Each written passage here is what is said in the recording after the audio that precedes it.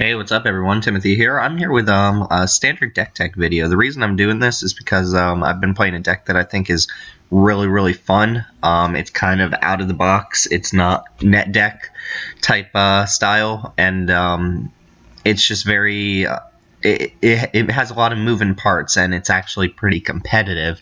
That deck is a Eldrazi Displacer combo deck, so you'll notice that it runs 3 different colors, Obzon colors, plus has some colorless requirements, so there's a bit of a mana requirement for the deck.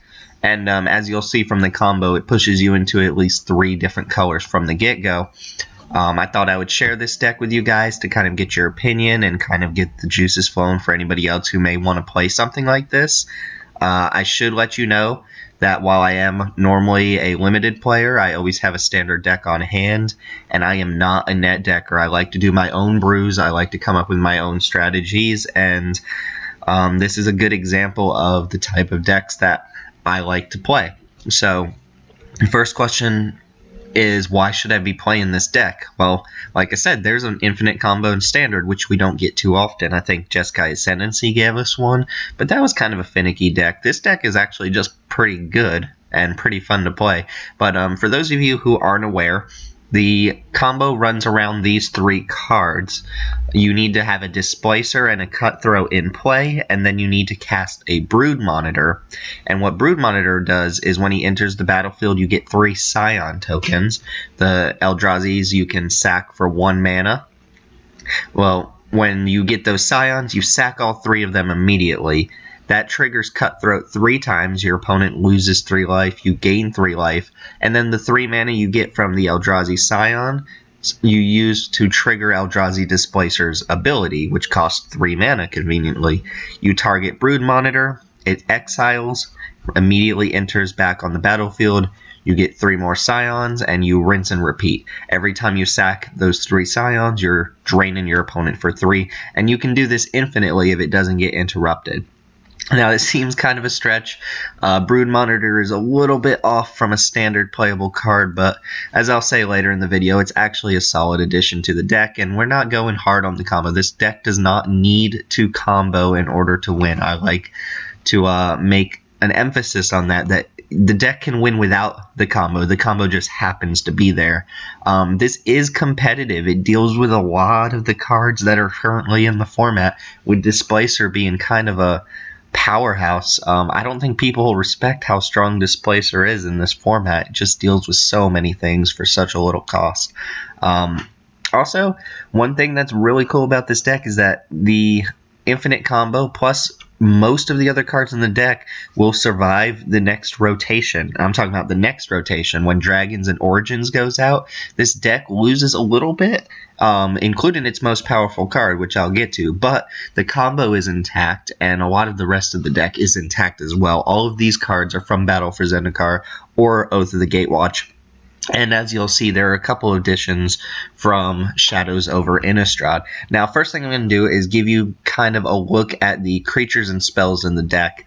I'm going to take a couple minutes later in the video to go over individual card choices, but in case you're curious, in case maybe you want to put something like this together, here's a snapshot of what the deck looks like. I have lands below, which I'll show you in a second, but as you can see, it's really heavy in the 3-drop slot, but that normally isn't a problem. Getting the 3 mana isn't too hard.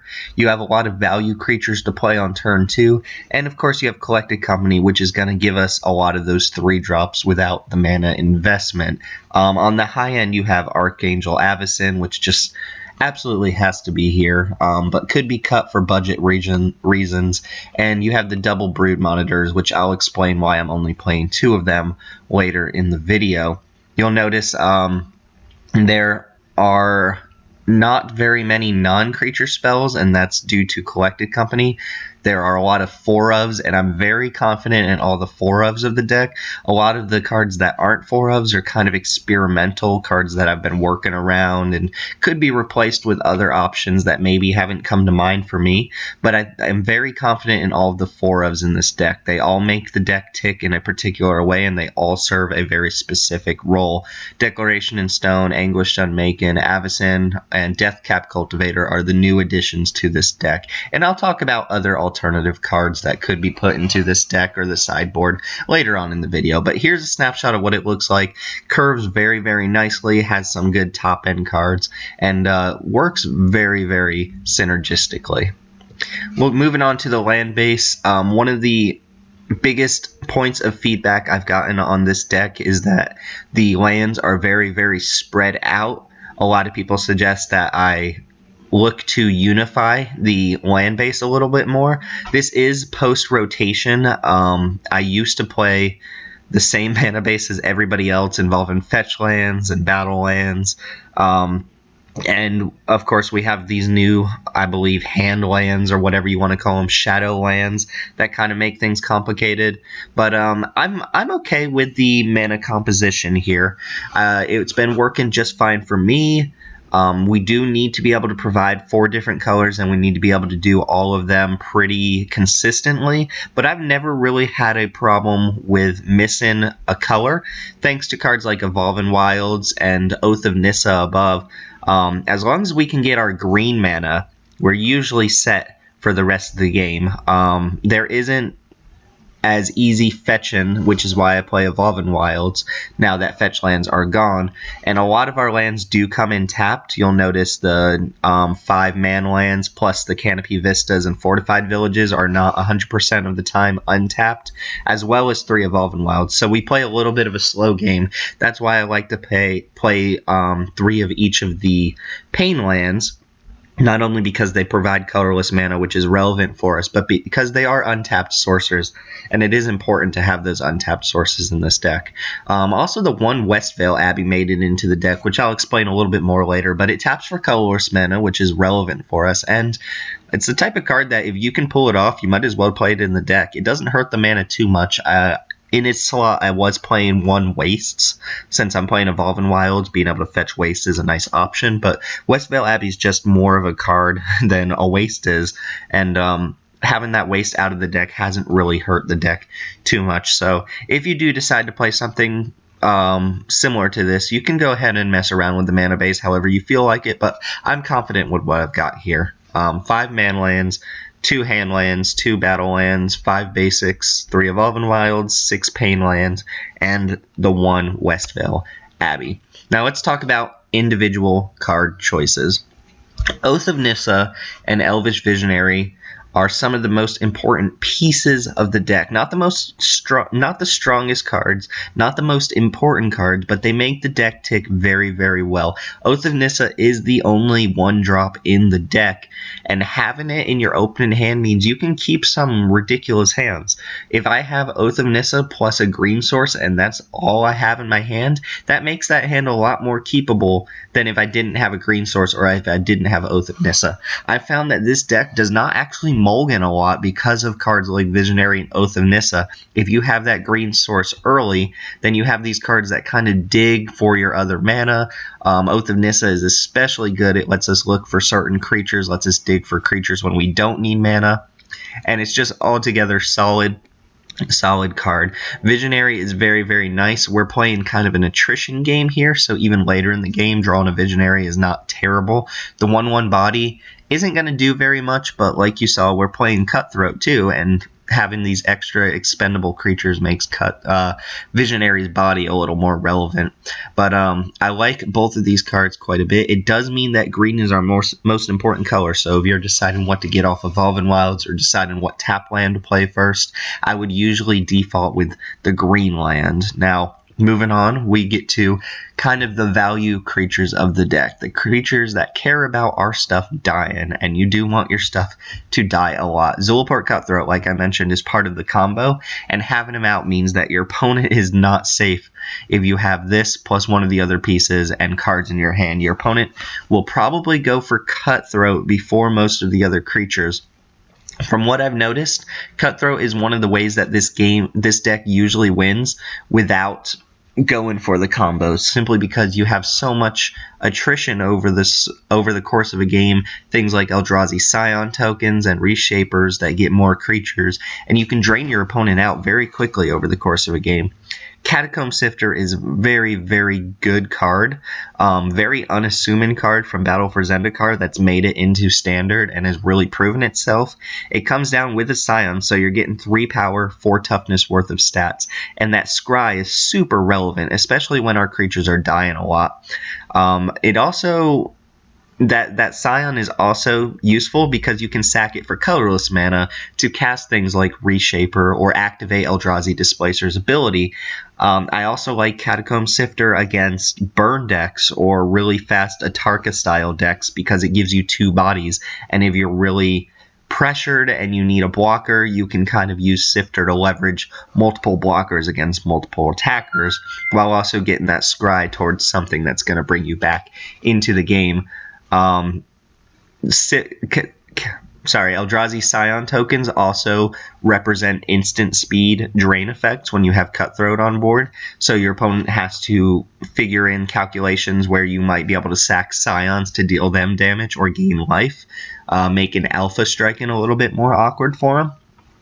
And that scry, like I said, is super, super relevant. One nice thing you can do is if you have Sifter on the board and Matter Reshaper dies, you can stack the death trigger so that you scry before you activate Reshaper's ability, letting you kind of leverage what you're going to get off Reshaper.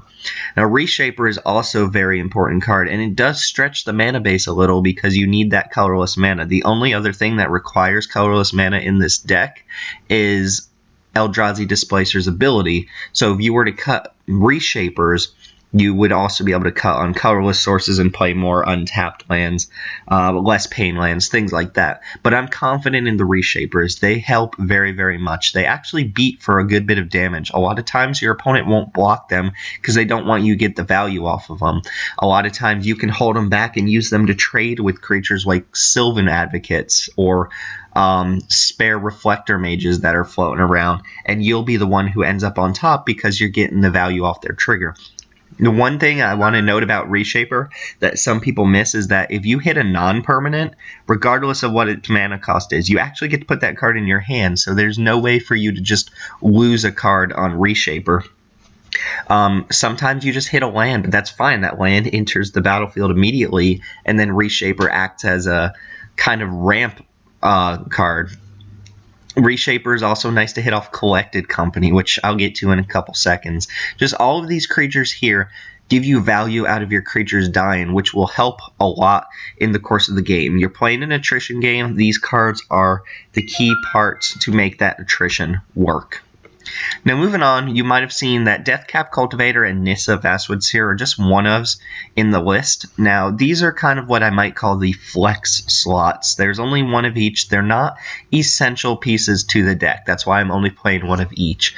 If I'm being completely honest, the reason they're in the deck is to up the Collected Company count by 2 creatures, so I decided to shave off 2 of the removal spells that were in the main board to play these value creatures, these decent cards that fit the deck nicely.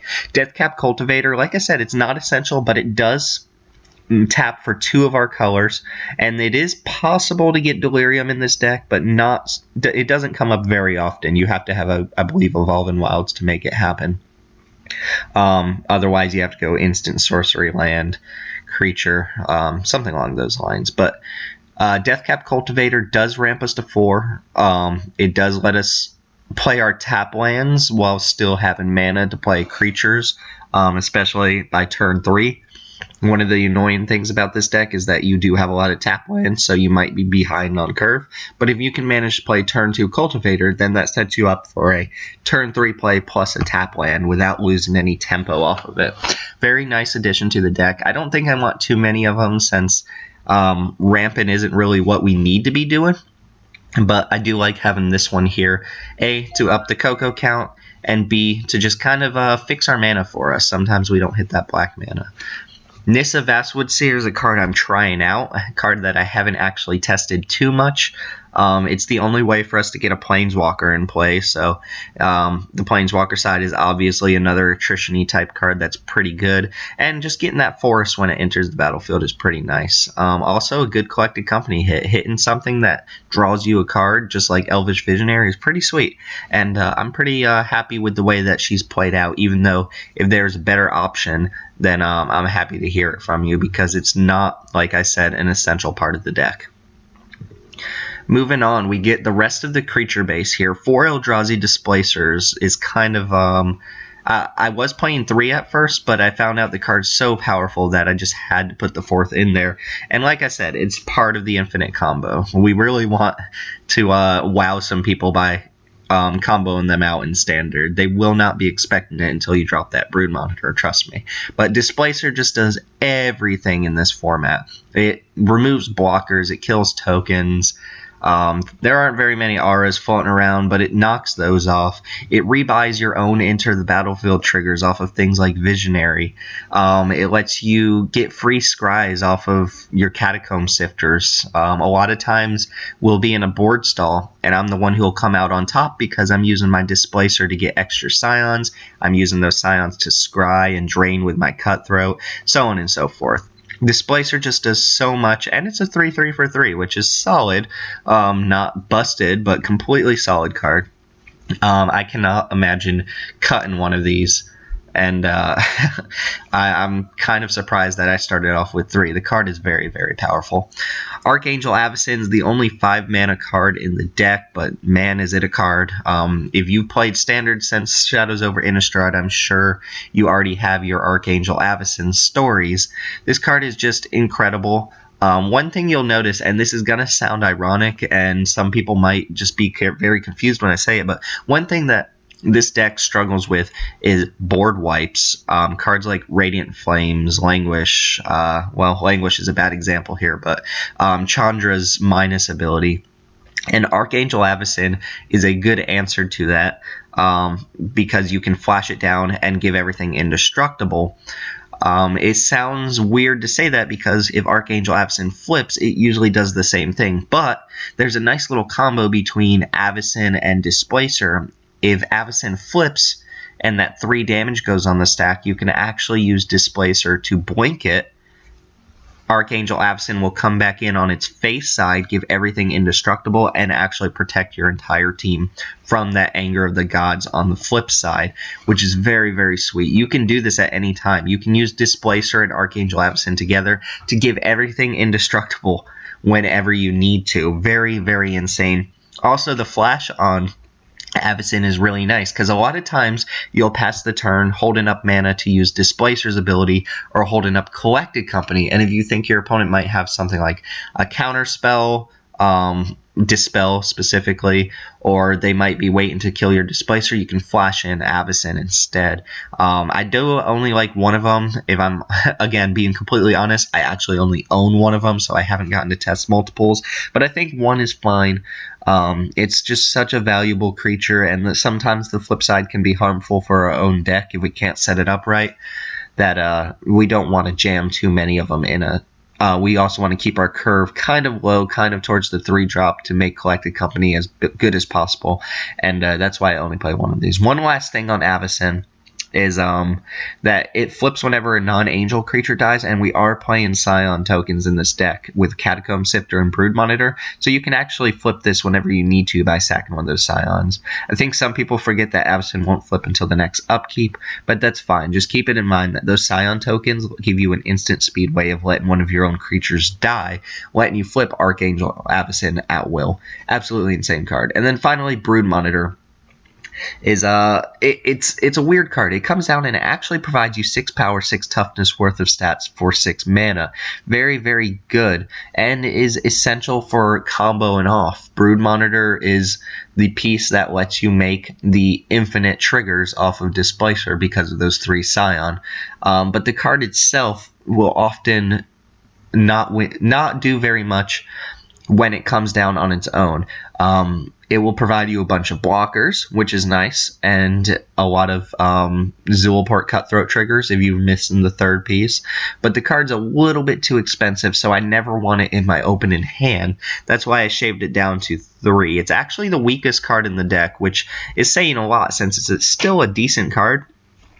But, I'm sorry, shaved it down to 2. I was originally playing 3, but I kept drawing it and deciding that, if I had had any other card in my hand, it would be a little bit better. And this deck does a good job at digging through the deck that you can usually find one of the 2 copies by the time you need it. So I think 2 is a good number for it. I would not fault somebody for going up to 3, but 4 is definitely pushing it. Finally, moving into the rest of the notable cards in the deck, the only non-creature spells we're playing in the deck are Collected Company, Anguished Unmaken, Declaration in Stone, and Oath of Nissa. The only removal spells here are Anguished Unmaken and Declaration, both very, very good cards. The deck cannot really afford to play tons and tons of removal spells, so I leave those in the sideboard simply because we want our Collected Company to hit 2 creatures every time. Collected Company is the strongest card in the deck. It will do absolutely insane things. Even if you hit nothing but something like Elvish Visionary and Catacomb Sifter, that's just a lot of value off those creatures entering the battlefield. It gives you blockers when you need it, gives you a lot of value off of one card, and is often a 2 or 3 for 1, depending on what creatures you hit. Anguished Unmaken and Declaration in Stone are kind of catch-alls that the deck can cast. Declaration being probably the best removal spell for creatures in this format right now. Sometimes you can aim it at your own creatures, like not a Scion token, but aim it at your own creatures for clue tokens, but I've yet to see that come up in my own playtest with it. It's usually just going to wipe out your opponent's best creature, and I don't particularly care about giving my opponent a clue if it means I don't have to deal with some ridiculous card on their side of the field. Now, in addition to exiles, which is relevant for a lot of things, cards like World Breaker or Hangerback Walker that get value off of dying. Anguished Unmaken is a catch-all that can also hit enchantments and planeswalkers. You'll notice from the main list that there aren't a lot of ways to deal with planeswalkers outside of just attacking and killing it. So Anguished Unmaken is very nice here. The 3 life we can make back with our Zulaport Cutthroats, but I like having these in the main board as catch-all answers to very problematic things. But since they're in a low count, you can't rely on them. But they are there. You do need a couple main board ways to deal with things. After sideboard, the composition changes a little bit. And then Westvale Abbey, I've already explained. 5 creatures is very possible for this deck. You can take a lot of hits because you have a lot of triggers from Cutthroats and things like that. You get a lot of value off of your Reshapers and your Catacomb Sifters and your Collected Companies. So you can get up to 5 creatures easily. And against certain decks, Ormondal is just going to win the game. Westvale Abbey by itself is an okay land. I've yet to really use that ability to make cleric tokens because the deck usually uses its own mana very well and usually has a lot of options. So that's not the biggest appeal here. The biggest appeal is that some decks just can't beat Ormondal, and you have that option in this deck, however rarely it comes up. Finally, let's talk about the sideboard, or what I like in the sideboard. Now, if you were to play your own deck, you can change this up in 1,000 different ways. Playing black, green, and white means that you're open to tons of sideboard options. I'll just kind of quickly go through why I'm playing these specific cards. Eerie Interlude is protection against board wipes. If our opponent flips an Avacyn or they play Radiant Flames, Languish, Chandra Minus, Eerie Interlude's a really nice way to save our creatures from that for the turn. It does leave us open, but it also lets us pick creatures, so we can always leave back a blocker or 2 if we need to. It lets us rebuy our triggers as well. We can sweep up a bunch of Elvish Visionaries and Catacomb Sifters and things like that, and when they re-enter the battlefield, we get those effects again. Also very nice against Declaration in Stone, which can target one creature and exile all the creatures with the same name. If we exile that one creature, then we've essentially saved all of them and fizzled the Declaration. So I like this card in the sideboard. It is a little awkward against opponents who have Hallowed Moonlight, which will often come in since we're playing Collected Company, so you need to really make sure your opponent's not going to play Hallowed Moonlight, otherwise you just exiled your whole team for your opponent. Silk Wrap, is really nice. Deals with early game. I don't like it in the main board because there are some decks that just don't play cards until turn 4, until they've played turn 4 Kalitas, turn 5 Goblin, Dark Dweller, or something like that. So Silk Wrap is a dead card sometimes. It is nice that Silk Wrap can be hit off of Matter Reshaper, which is pretty awesome. When your creature dies or trades with a creature, and then you flip up a Silk Wrap and you just get a free exile on another creature, feels great.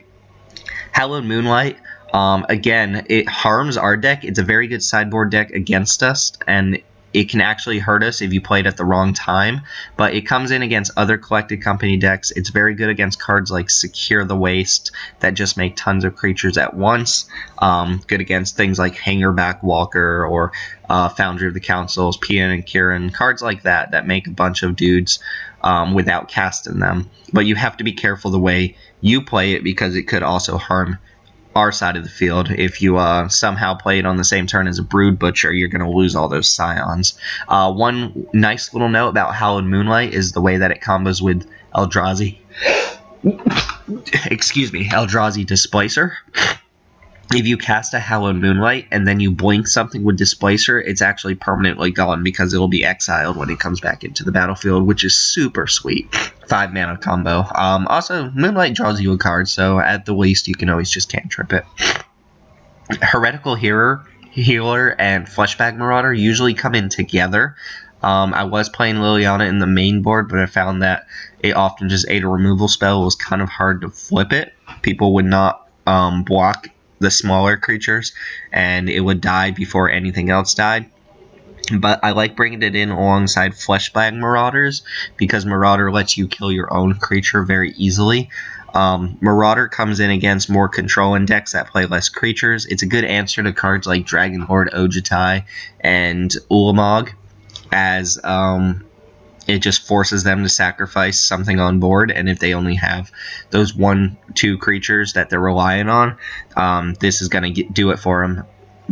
It's awesome to hit a card like Fleshbag Marauder and Elvish Visionary off of Collected Company, as you get to leave behind the 3-1, sack the Visionary, draw a card, and then your opponent still has to sack something. I do like to bring in Lily with Fleshbag Marauder because that makes it easier to kill your own creatures. Moving on, One Painful Truths. This card will probably get cut for something else in the long run. I haven't been impressed, and there aren't a lot of times I bring it in. Our deck can very easily pull off 3 mana colors, so you can often use Painful Truths to draw 3 cards. I like to bring this in against decks that I know are playing things like Transgress the Mind, Duress, and cards that are just going to be long attrition battles. Painful Truths is going to reload your hand, and this deck doesn't really have a problem with drawing cards or having cards and options in your hand, but Painful Truths pushes you far enough ahead that it comes in every now and then. To the Slaughter is mostly another way to deal with Planeswalkers, since we don't have a lot of ways to deal with them. Although it's a little awkward because Delirium is not particularly easy to pull off in this deck, so kind of fits the same role as Fleshbag Marauder in getting rid of these big creatures and letting us push in damage. Blighted Fen comes in when Ormondal is worse. If my opponent has very easy ways to deal with Ormondal, or they're keeping our board clear and we know that we're never going to be able to flip it, I like to switch it out with Blighted Fen, since it still provides colorless, and it's just an okay card on its own. Blighted Fen also comes in against decks that play things like Dragon Lord Ojutai, basically the same decks that Fleshbag Marauder comes in, as it gives us a hard to eliminate answer to people who play just single creatures. And then finally, a card I'm testing out is Pious Evangel. This works under 2 fronts. First off, it gains us life, so I like to bring it in as a Collected Company target against very aggressive decks. It gains us life whenever a creature enters a battlefield, which is very nice. So often you can collect a company and hit something like Evangel plus Catacomb Sifter.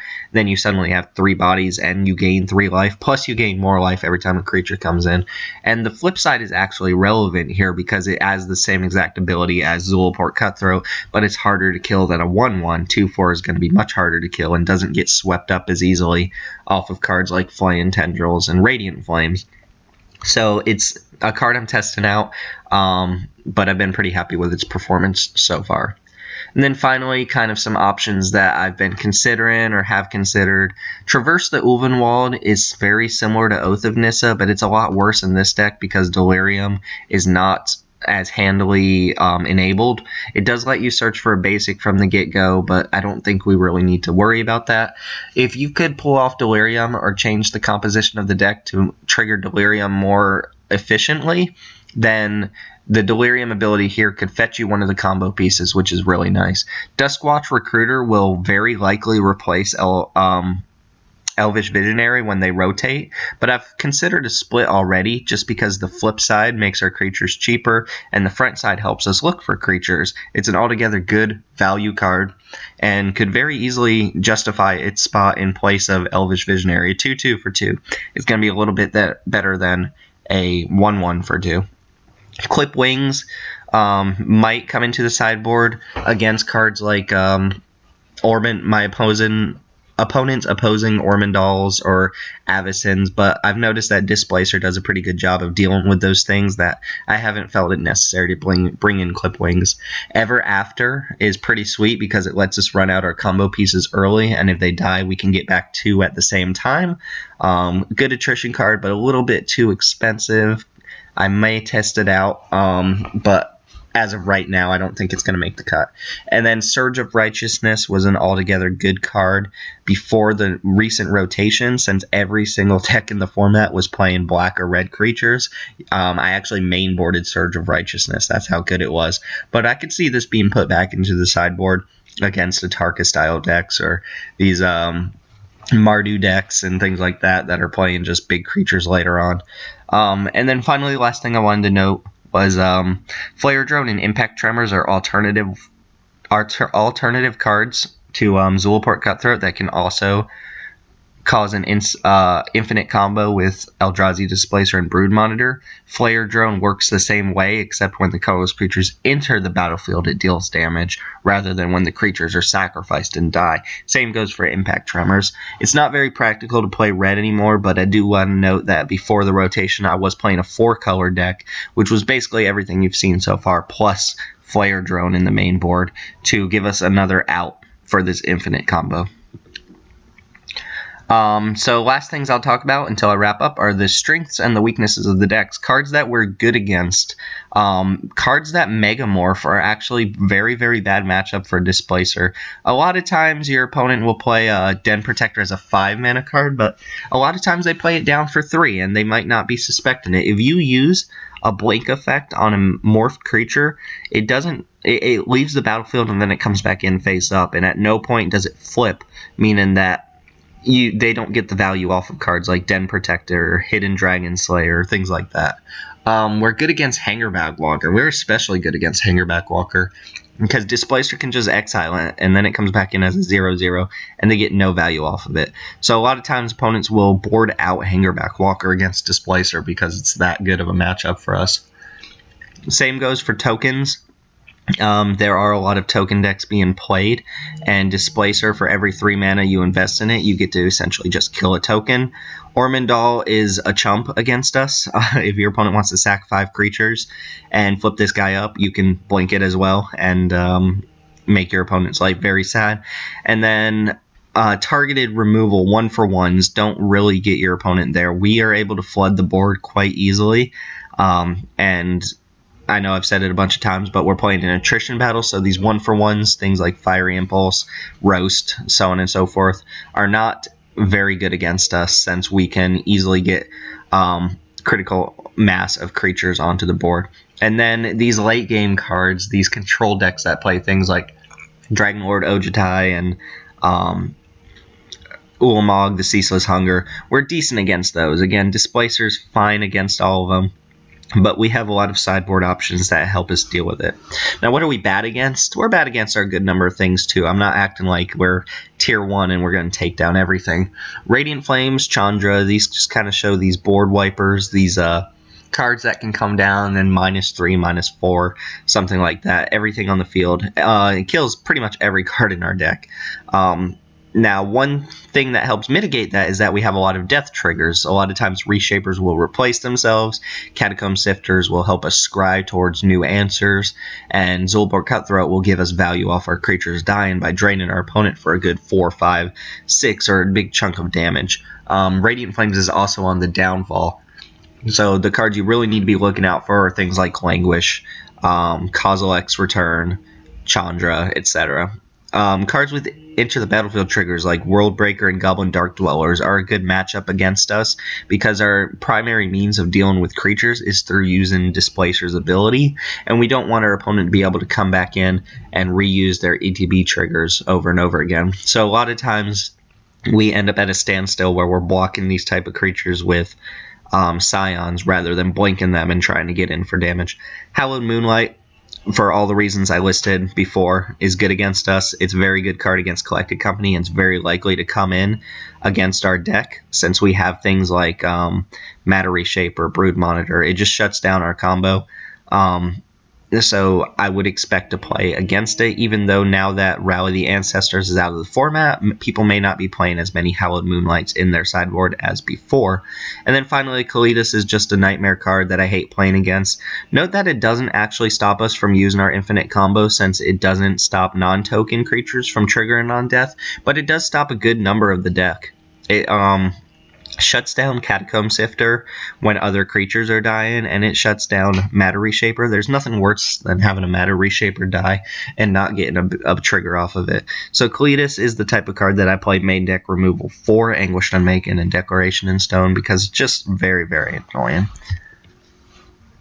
Alright, and that'll do it for me. I know this video went a little bit long, but there's a lot to talk about, and I just love the deck. So I'll leave you on this final note that if you are missing the if you're missing the Sideboard Cutthroat from your combo, but you have the other two pieces, you can actually do an infinite scry combo until you have Cutthroat on top of the deck, which is really neat. Same way as before, you use Brood Monitor to trigger Displacer to target Brood Monitor, and then every time one of those Scions is sacked, you get to scry.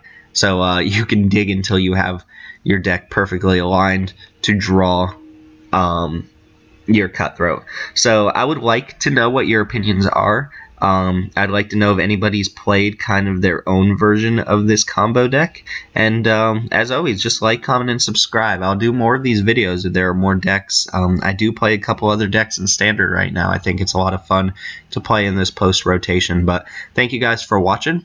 I'll see you next time.